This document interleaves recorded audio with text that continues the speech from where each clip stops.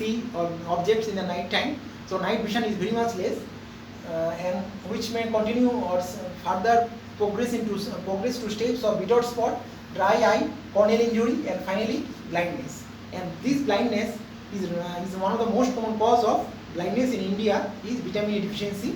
If you don't supply with vitamin A, or if you don't diagnose the vitamin deficiency in right moment, and you don't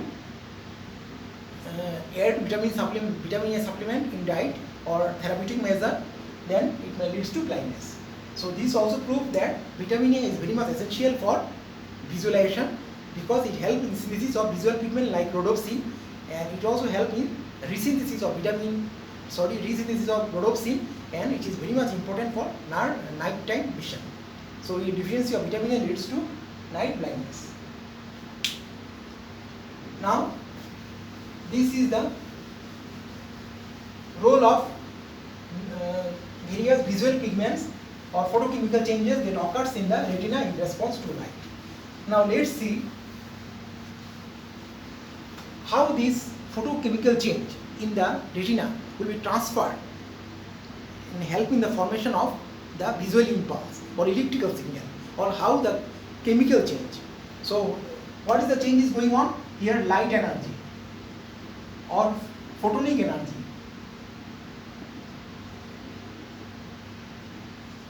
will be converted to chemical energy, and this chemical energy will be converted to electrical impulse. So when the light falls on the retina, there will be change in the visual pigment change, or chemistry will go on changing. It leads to formation of chemical energy. This chemical energy will be ultimately transferred to form electrical impulse, which will be transferred through optic nerve and responsible for visualization or vision of a particular object. Now let's see, we have already discussed this part. Now we discuss how this conversion of the chemical energy into electrical impulse occurs in the visual cell, that is rod and bones. How the chemical energy or chemical change that occurs is transferred in the form of, or help in the formation of photoreceptor potential, and which is responsible for synthesis of or formation of electrical impulse that will be carried to the brain or visual cortex for further visual analysis. Now already, suppose this is the rod cell, we already discussed, this is the rod cell.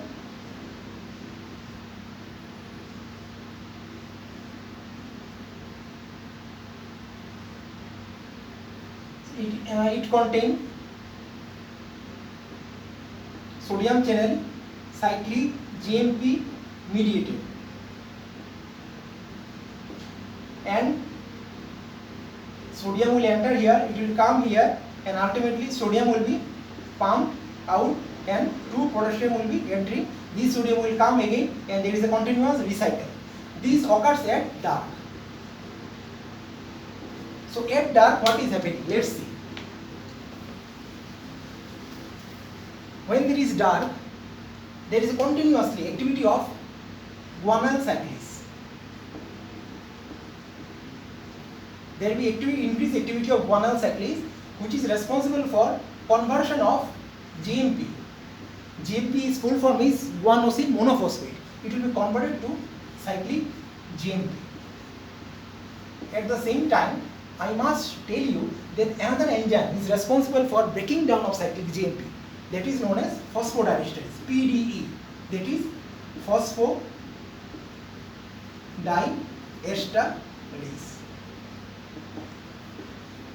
This phosphodiesterase enzyme is responsible for breaking of cyclic GMP into 5-GMP. But this will not happen when there is dark or when light is not falling on the retina. Because when light is not falling on the retina, the phosphodiesterase enzyme will not be activated. It will be suppressed. So ultimately, cyclic GMP will not be broken down into 5-GMP. That's why there is a rise of cyclic GMP, and because of rise of cyclic GMP, the sodium channel, cyclic GMP mediated sodium channel mediated will be opened up. So there will be increased sodium entry in outer segment of rod cell, and because of this will will cause depolarization of outer segment. These will leads to opening up of calcium channel of the presynaptic membrane. These will cause increased exocytosis of neurotransmitter vesicle, and which ultimately will leads to, so these will cause depolarization of the outer membrane. This sodium is going to enter here from outer segment. This is the outer segment, this is the inner segment. From outer segment sodium will enter into inner segment, and it is also called depolarization of the membrane, leading, that's why calcium will enter. So calcium is responsible for exocytosis, means it will literally push the presynaptic vesicle into the synaptic cleft. Neurotransmitter will be released, and neurotransmitter who is responsible for treating the potential change. So there will be increased neurotransmitter release, and this is nothing but because of depolarization. This is because of depolarization. So ultimately you will see there is a potential. This potential change will be there, but this is normal because of release of neurotransmitter from the presynaptic membrane. This release of neurotransmitter occurs normally at dark when they are rest, when no light is falling on the retina. Again I am telling, at rest when no light is falling on the retina or at dark, because of high constitutive activity of the or continuous activity of the guanine cyclase, GMP, which is present always in the outer segment or inside the rod cell, will be converted to cyclic GMP. But in dark, when there is no light falling on the retina, the phosphodiesterase enzyme will be inhibited. That's why it will not break down the cyclic GMP. That's why cyclic GMP quantity will be rising, and it will be, when there is an increase in cyclic GMP amount, it will open up the cyclic GMP gated sodium channel, and because of this sodium will entry in the outside segment, and it will ultimately cause depolarization of the outer segment, and this will ultimately stimulate the calcium channel of the presynaptic membrane at the synaptic region of the rod cell. At the bottom part, it leads to the calcium channel opening of the presynaptic membrane, causes exocytosis of neurotransmitter vesicle, potential change, and neurotransmitter release. This is the what is happening normally at rest. So normally at rest, or there is no when there is dark, no light falling on the retina, there is always a release of continuous release of neurotransmitter at the synaptic junction. But what will happen when light falls on the retina? That is the main thing. When light falls on the retina, what will happen? So we can understand that when there is no light or when there is darkness, there is a continuous release of neurotransmitter at the presynaptic membrane of this synaptic membrane is in junction with another type of cell known as bipolar cell or in horizontal cell. So action potential or postsynaptic membrane which is produced potential will be transferred in the form of action potential in the bipolar cell. So that's I'm telling, at rest or at when there is dark or no light falling on the retina, there will be continuous release of neurotransmitter, and the special type of potential that will be recorded by the bipolar cell is depolarization. But what happens in light? When light falls on retina, what will happen? When light falls on retina, it will ultimately activate the rhodopsin. Rhodopsin will ultimately form meta-rhodopsin 2. Now once meta-rhodopsin 2, I told you it is responsible for generation of photonic potential, and this meta-rhodopsin 2 is nothing but a G protein coupled receptor. It is present on the disc. I told you on the disc there this meta-rhodopsin 2 is present. When light falls here, it will activate, is connected with a series of G protein coupled receptor. All of you know G protein coupled membrane receptor. So one of these, it causes the activity or stimulation, and because of this, one important protein known as transducin will be activated. Transducin, this is also known as GT1. Transducin will be activated. It will stimulate the transducin. Now transducin will activate the phosphodiesterase enzyme. I told you. Now at the same time, it will stimulate the guanyl cyclase also. Guanyl cyclase will be always stimulated. So because of guanyl cyclase, it will cyclic GMP will be converted into GTP. GTP will be converted into cyclic GMP. Now this cyclic GMP will be ultimately, because of activity of phosphodiesterase enzyme, it will be broken down into 5' GMP, and that's why cyclic GMP quantity will fall.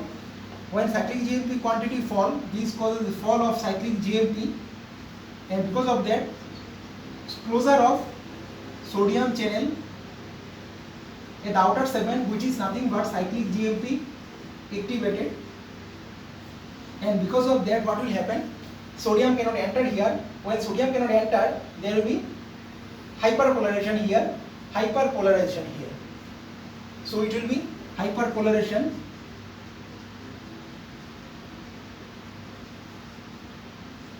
and because of hyperpolarization, what will happen? There will a decrease of the sodium quantity in the presynaptic membrane, so calcium cannot open up, so no neurotransmitter release. And when there is no neurotransmitter release, it leads to the generation of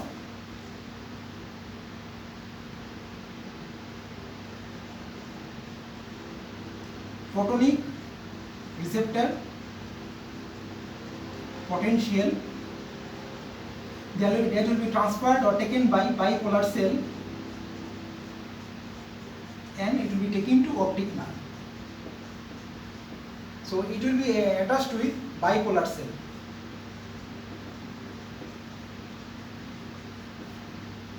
So again I am telling, when light falls on the retina, what happens in dark wave scene? There will be rapid release of neurotransmitter or continuous release of neurotransmitter in dark. But when light falls on the retina, it will act on the rhodopsin and it breaks into metarhodopsin 2. We have already seen the photochemistry vision. This metarhodopsin 2, I told you, it is very much important because it is responsible for photonic receptor potential and ultimate visualization or vision. This metarhodopsin 2 will act on the G protein coupled membrane receptor, because metarhodopsin 2 is very much near to the G protein coupled receptor, and one of these protein is known as transducin, also known as GT1. So once this transducin is activated, it will activate phosphodiesterase enzyme. At the same time, guanyl cyclase will be activated, because it is always activated continuously. Guanyl cyclase will be activation, causes conversion of GTP into cyclic GMP that occurs normally. But problem here is that because of activation, transducin will activate phosphodiesterase. So it will because of activity of phosphodiesterase, it will break down the cyclic GMP into 5' cyclic GMP into 5' GMP. So because of that, there is a continuous fall of the cyclic GMP concentration will decrease. So because of that, without cyclic GMP, this sodium channel cannot work, and that's why the sodium channel will stop closing. There is a decrease in the sodium channel opening or sodium channel closure. The sodium channel will close, and because of sodium channel close, it leads to hyperpolarization and no neurotransmitter release, and which will be analyzed by photonic receptor potential, and which will be taken by the bipolar cell and ultimately help in formation of visual impulse that will be carried to optic nerve. So again I am telling, when light falls on the retina, so there will be closure of the sodium channel, and that's why sodium entry cannot occur, so there will be hyperpolarization. Inside become more negative and leading to the hyperpolarization of the inside of the rod cell, and that because of hyperpolarization, neurotransmitter release cannot occur, because for opening of calcium channel, depolarization should occur, but here hyperpolarization is occurring, and that's why no release of neurotransmitter will occur. So because of no release of neurotransmitter, it will create a different receptor potential, because continuously at dark there is release of neurotransmitter, but when light falls, no neurotransmitter release. So this difference is sensitized by the bipolar cell, and that will be ultimately responsible for generation of electrical potential that will be carried towards the optic nerve for final visualization. Can you understand? So this is final responsible for visualization of the eye or visualization object, and it will be carried to the through optic pathway. It will be carried to the visual cortex, where it will be analyzed for color vision, near vision, all these things will happen and ultimately help in visualization of the object. Thus, we should say, first, there are two things that happens. First part is called photochemistry of vision, that is, the photonic energy is responsible for creating a chemical change in the eye, in the retina, in the rod cell, because change in the structure of the rhodopsin, and because of the change in the structure of rhodopsin, ultimately it will create a electrical change by decreasing the cyclic GMP, which is responsible for inhibition of the sodium channel opening, and ultimately it will causes decrease in the sodium neurotransmitter release, which is nothing but the receptor potential. That's why I told you that metarhodopsin 2 is the most important substance that is responsible for genesis of photonic receptor potential, and that is responsible for generation of visual impulse that will be carried to the optic nerve and finally to the visual cortex, and person is able to see the object. Can you understand? So here is together, all these reaction together is known as photochemistry of vision. Now, before ending the photochemistry of vision, you should know there are two types of vision. One is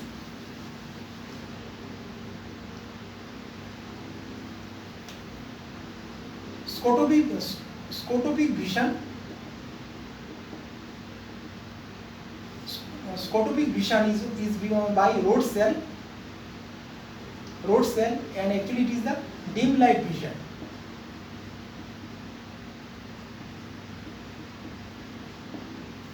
And another type of vision is known as photonic vision.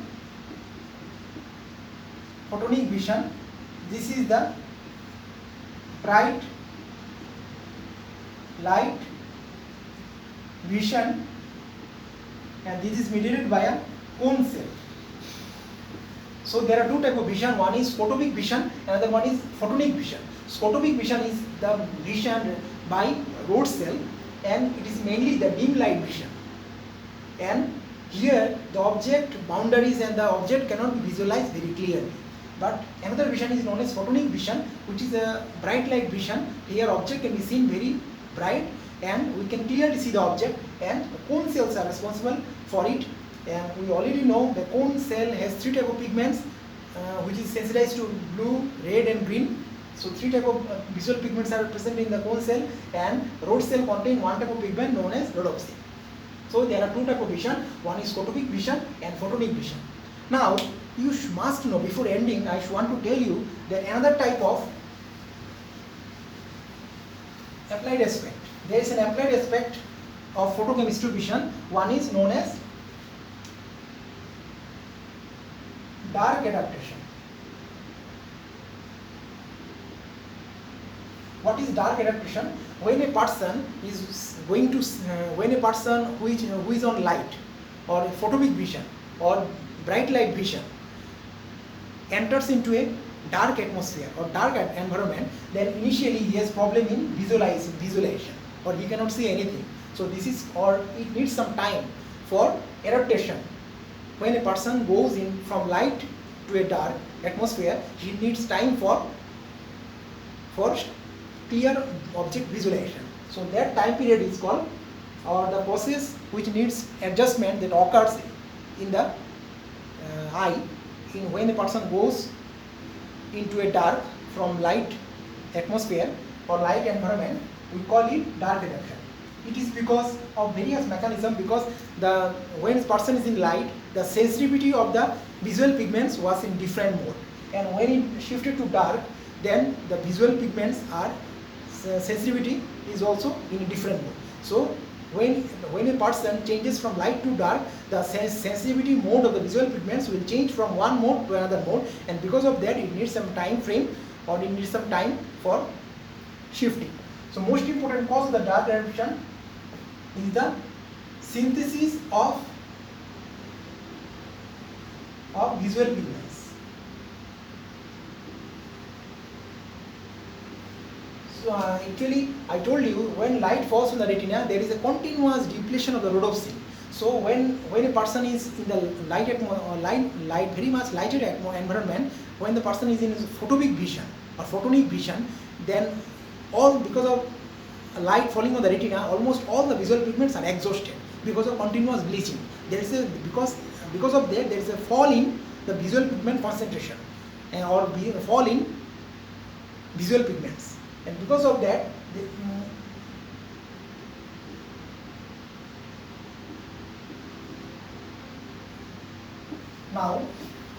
now these visual pigments decreased. Now we have to increase the resynthesis of visual pigments. So that's why for repletion of visual pigments or resynthesis of visual pigments, it needs time, and vitamin A plays an important role in dark adaptation. If there is a deficiency of vitamin A, the person will take more time in dark adaptation. Can you understand? So this is called the first time or time for the dark adaptation is mainly because of synthesis of visual pigments. As because of exposure to light, most of the visual pigments are exhausted in exposure to light. So we have to resynthesis the visual pigments, and that's why it needs time. And vitamin A plays an important role in this step, and person having vitamin A deficiency also leads to more increased time of the or increased dark adaptation. They need more time for adapting to the dark. Can you understand? Another mechanism is the Purkinje shift. What is Purkinje shift? Purkinje shift means when the person is in light or when the person is in photopic vision, he was more exposed to yellow-green spectrum of light. Yellow-green spectrum of light, and when the person goes into a dark, he will more blue-green spectrum of light. So Purkinje shift will occur from the yellow-green spectrum of light to blue-green spectrum of light when a person moves from light atmosphere or lighted environment to darkened atmosphere or dark atmosphere or environment. So this Purkinje shift is responsible for the time a person take in case of dark adaptation. Okay. Now you have to know another important term known as light adaptation. What is light adaptation? When a person who is in a dim light vision or in a very dark room, when he shifted to very lighted room, initially he cannot see anything. That is also because of shifting of the changing in the sensitivity of the visual pigments to different type of light. So that is known as light adaptation. So for applied aspect, you must not forget the role of dark adaptation and light adaptation. Okay, and how the sensitivity helps and how the Purkinje shift and the synthesis of visual pigments plays important role. And you should not forget about the role of vitamin A in vision. Vitamin A is what is the active form? The active form of vitamin A is nothing but retinol or retinoic acid, and it helps in resynthesis of visual pigments, retinine, and ultimately helps in formation of visual pigments like rhodopsin and also other visual pigments. Okay, thank you very much.